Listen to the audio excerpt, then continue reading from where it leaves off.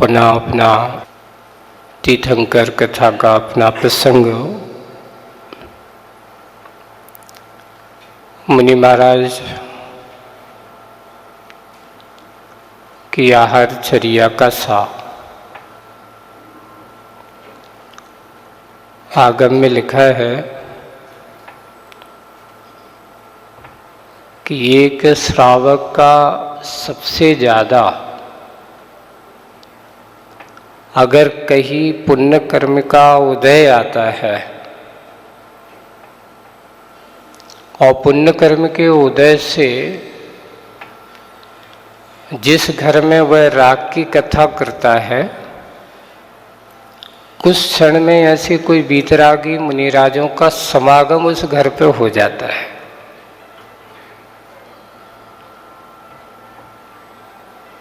और उतने दिन उतने क्षण का समागम देखिए आप, अगर आपके पास 2 घड़ी ही मान लो ज़्यादा से ज़्यादा नहीं है तो वैसे भी उत्कृष्ट चर्या मुनिराजों के लिए कहा कि 2.25 घंटे तक भी आहारचर्या उनकी हो सकती है ना। लेकिन कम से कम घड़ी 2 घड़ी तक तो उनका इतना सामान्य है। अब उतने समय के लिए अगर जिनके घर पर मुनिराज का आहार पड़गाहन हो गया हो और पड़गान हो जाने के बाद जब उनके घर पर मुनि महाराज आ रहे हों और उस समय की बात आप कैसा लग रहा था। जब अपन पढ़ते हैं आदिनाथ पुराण को उठा करके देखो कि जब भगवान को आहारचर्या नहीं हो रही है ना, आपके यहाँ अगर ऐसा विधान हो जाए है ना और 2-4 दिन अगर अलाव हो जाए तो आप पूरी समाज में उथल पुथल मच जाती है कि महाराज की आहारचर्या नहीं हो रही है, विधि नहीं मिल रही है। 6 महीने में क्या हालत हुई होगी वहाँ पे। 6 महीने नहीं, पूरे के पूरे चैत है, बैसाख है, पूरे 7 महीने 13 महीने तक, 13 महीने 8 दिन तक, ऐसा करीब करीब। हाँ नहीं 13 नहीं 7 महीने कह देना, 6 महीने तो उपवास में निकाल दिए भगवान ने। अक्षय तृतीया को जब भगवान का आहार हुआ, भगवान जब नगर नगर ऐसे नहीं है अकेले एक ही गांव में वहीं रहे होंगे, नहीं, आसपास के पूरे यहाँ तक कि हस्तिनापुर में अब नंबर आया था। विहार करते करते कहाँ पहुँचे थे, हस्तिनापुर है। और जिस समय है वर्ष इतने दिन के बाद जब महाराज का पड़गान हुआ होगा तो उस समय के उन श्रावकों के मन में क्या हुआ होगा। वो तो कहते होंगे कि पहले तो सबसे पहले उस पुण्यशाली व्यक्ति के अहोभाग्य है कि देखो इतने दिन का अलाव होने के बावजूद भी मुनि महाराज का जब घर पर पड़गान हो रहा है, अगर कोई मुनि महाराज 2, 5, 10 उपवास करने के लिए जब आहारचर्या को निकलते तो प्रत्येक श्रावक चाहता है कि मेरे घर पर आज आहार क्या हो जाए। जो भी चौके लगाते हैं, अब जिनके यहाँ चौके लगाए तो उनको तो विकल्प होने सवाल ही नहीं है। पहली बात ये बताओ, आज के लोगों में और पुराने लोगों में अंतर क्या था। आज के लोगों को चौका लगाना बोझ लगता है ना, भारी लगता है, कैसे होगा। और पुराने लोग जो प्रकृति में रहने वाले उनको कोई बोझ लगता ही नहीं था। क्यों नहीं लगता था।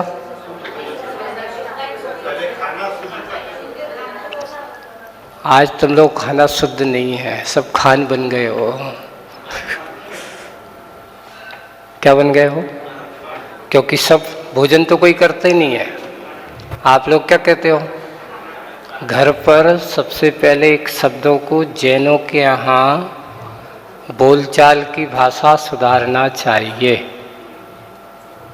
हमारे घरों पर कभी ये हमारे बच्चों को आज तुम लोगों ने इतने संस्कार दे दिए हैं, और उस संस्कार का परिणाम ये हो कि बच्चों से कहो तुम भोजन करे आए, तो वो कहते क्या? उनसे अपन कहो कि क्यों तुमने भोजन किया, तो वो कहते क्या बोला? क्यों? क्योंकि हम उनको भोजन करते नहीं। बेटा खाना खा लो,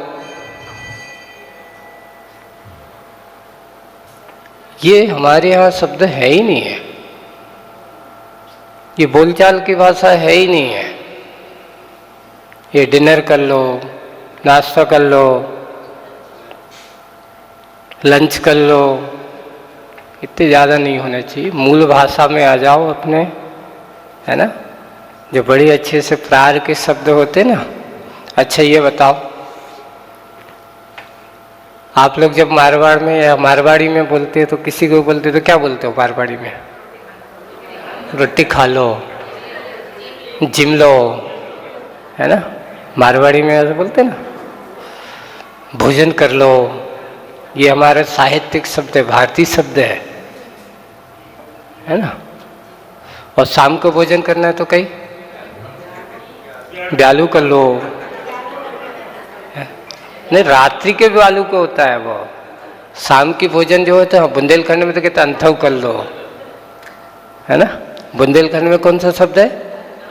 अंथव, यानी अस्त होने के पहले जो भोजन किया जाता है उसको अंथव बोलते हैं, उसको सूर्यास्त के पहले।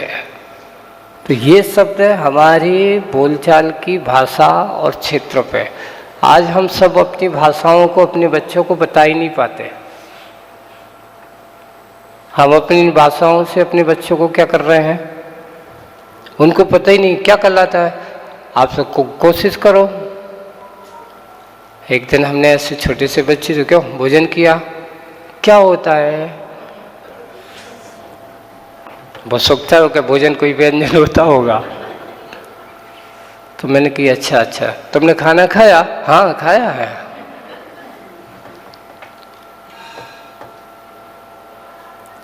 क्यों? क्योंकि हमने उनको ये बताया, फिर मैंने उसको अच्छे से समझाया। ये बताओ, भोजन करता है भक्त, है ना, भोजन करने वाला श्रावक। अपने यहाँ देखो तीन तरह के। जब किसी से सामान्य व्यक्ति आता है तो आप उसको कहते हो भैया भोजन कर लो। मान लो कोई व्रती श्रावक आता है, भैया जी आहार कर लो। महाराज जी के क्या हो रहे हैं, भोजन हो रहा है कि आहार हो रहे हैं। ये व्रती श्रावकों की उनकी व्यवहारिक शब्द है ना। व्रतियों के लिए आहार कर लीजिए, है ना। अब तुम उनको भी याद कर, भैया चलो खाना खा भी चलो। उनको भी ऐसा है नहीं, उनको भी ये नहीं होता तो सामान्य रूप से कहते भैया आज हमारे यहाँ भोजन करना है, हमारे यहाँ भोजन करने का निमंत्रण है। ये हमारे यहाँ परंपराएं होती थी, और ऐसी ही परंपराएं हमारे। तो जब ऐसे मुनि राजों को आहारचर्या हुई, और कितने समय बाद, पूरे की पूरे 7 माह 8 दिन के बाद राजा श्रेयांश के आंगन में जब भगवान का पड़गान हुआ, तो लगता है वहाँ कहते हैं, उस पर लिखा है आकाश में देवों का समूह भरा पड़ा है। जय हो, आश्चर्य, अहो भाग, अहो दाता, अहो पुण्यशाली, ये शब्द है ना। और यहाँ पर जो नगर के जितने भी राजा महाराजा जो भी देखने में आए हैं, वे भी क्या होगा आश्चर्य। अपन सोचते कि ये भीड़ जैसे आज लगती ऐसी या पहले नहीं लगती होगी, नहीं, पहले भी ऐसे ही लगते थे।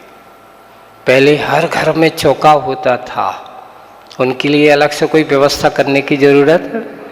देखो आपको समस्या क्या होती है, महाराज घर पे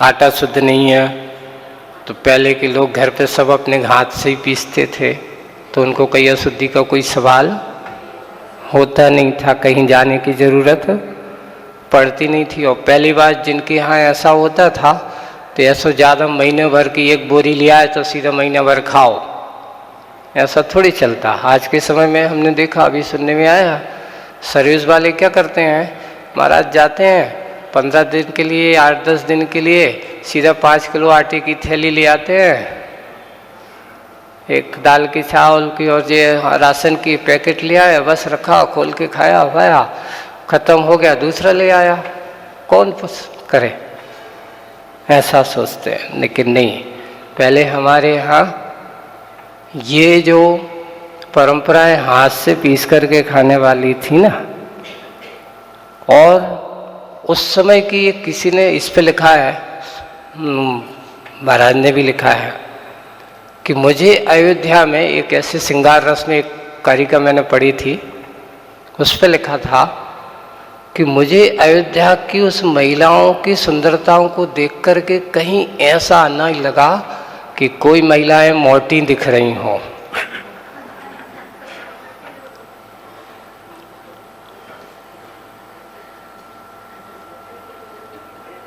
तो बोले कि अब आपको ऐसा पूछेंगे, ऐसा क्यों लिखा महाराज? महाराज को ऐसे, महाराज जिनसैन महाराज लिखने वाले, महाराज ने कैसे लिखो, जो तो अच्छा नहीं लगा तो महाराजों को लिखो।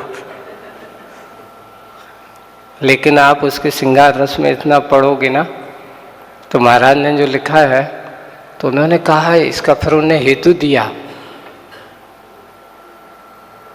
जो ग्रह लक्ष्मी होती है, जो ग्रह के कार्य संभालती है ना, और अपने कार्य को दायित्व और समझ करके कार्य करती हो, ऐसा नहीं कि वो समझ करके करे हमसे नहीं होगा, तुम चाहे कछु हो जाए, तुम्हारे यहाँ हो चाहे ना हो, तुम्हारी रोटी बने या ना बने, तुम कहो कि हम आटा पीसे, हमारे बस को काम नहीं है। कभी ऐसी शिकायतें पहले के लोग नहीं होते थे।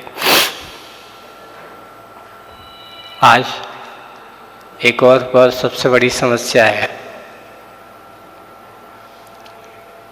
एक बार एक बहुत अच्छा प्रसंग आया कि पहले के लोग जब किसी बेटी को देखने जाते थे, है ना, तो सबसे पहले क्या पूछते थे कि बेटा ये बताओ, तुम घर बसाने जा रही हो, है ना, तुम पर घर बसाओगी, परिवार बनेगा, परिवार का भरण पोषण करने की जिम्मेदारी तुम्हारे हाथ में रहेगी, तो ये बता तुझे रोटी बनाना आती, भोजन बनाना आता है कि नहीं आता है? तो उसको पर वो आपको अपनी पाके कला से लोगों को दिखाते थे कि देखो मुझे ये भी बना करके आता है ना। अब आज शादी करने वाले कोई जाते हैं, तो ये बताओ तुम्हारे घर पर भोजन बनाने वाली आती है कि नहीं आती है? हमारी बेटी भोजन नहीं बनाएगी, ऐसे ही पूछते ना। क्यों? हमारी बेटी करोड़पति अरबपति, इतनी पढ़ी लिखी है, इंजीनियर है, डॉक्टर है, हमने इतना पैसा खर्च किया है, शादी में इतना खर्चा कर रहे हैं, और तुम कहो हमारी बेटी रोटी बनाएगी, ऐसे कैसे होगा? अत्याधिक पढ़ने और पढ़ाने का फल अच्छा भी है कि बुरा भी है? क्या बुरा है? पढ़ाई की बुराई नहीं करता मैं, लेकिन जो कार्य अपना दायित्व जो घर की जिम्मेदारियों का होता है, वो हमारा अगर नहीं है तो मतलब क्या है? इसलिए रोटी बनाना और रोटी बनवाने वाली आना, कितना भी हो, एक कहावत के, अपने हाथ की बनी रोटी अगर जल भी जाए तो वो भी मीठी लगती है, और नौकर के हाथ की अच्छी मलाई, मालपुआ और अच्छे हैं, आदमी का तन तो, पेट तो भर जाता पर मन नहीं भरता, है ना। मन की जो होती है ना, जो पहले जो कहावत चलती थी ना, मगहा न भर से भरे न खेत, एक कहावत है। माघ में अगर अच्छे से, अभी जो जब क्या होता है, इसका गेहूं चने की फसल बोई जाती ना, और उसमें अगर माघ में पानी गिर जाए तो खेतों में फसल क्या हो जाती है, भर जाती है। तो वो जो कहावत बती, मगहा न बरसे भरे न खेत, और माई न परसे भरे न पेट। माँ के हाथ का परसा हुआ भोजन और माघ मास में गिरा हुआ पानी जैसे कि खेतों को भर देता है, फसल में उसका एक आनंद किसान देखते ही आनंदित हो जाता है। ऐसे ही घरों में भी, व्यवहारिकताओं में भी, माँ के, अगर माँ ने रूखी सूटी दाल रोटी भी दे दी है और सामने अगर बैठ कर के उसके पूछती है और अच्छे से खिला देती, तो वो सामने वाला सोचता कि आज तो आनंद आ गया, जो कुछ भी हो। रूखी रोटी में भी रस दिखाई देने लगता है। और एक जगह ऐसा होता है कि अच्छे अच्छे व्यंजन दे दो, खाना तो खाओ, नहीं तो जाओ, सब कुछ अच्छा है, जो रखा है वो उठा लो और खा लो। आत्मीयता नहीं है और व्यंजन से भरा हुआ है तो कोई मतलब नहीं होता। इसलिए ऐसे ही जब हमारे यहाँ अपना भोजन, चौके हर घरों में होते थे, क्यों, पहले प्रकृति में रहने वाले, घर घर में दूध होता था, हर घर में अपना घी होता था, हर घर में अपना राशन पानी, अपनी किसानी खेती होती थी, तो वो ही होता था। कहीं बाहर का लाने के लिए, और कभी तेल आदि जो होता था तो वो क्या करते थे, वहीं पर, जैसे कि मूंगफली वगैरह की खेती होती थी गांव में ही, वो कोई जब पता चलता था तो हम लोग, जब मुझे याद है कि क्या होता था, जब गांव में रहते थे ना, तो अपनी ही सब कुछ खेती मूंगफली वगैरह होती थी, तो वो साल में सबसे पहले जो तेल निकालने वाले जो होते थे, है ना, तो वो सफाई करते हैं साल में, और वो पहले खबर कर देते थे कि सेठ जी कल मशीन सफाई हो रही है और आपको तेल निकलवाना हो तो सबसे पहले आप अपनी मूंगफली लेकर के आ जाना।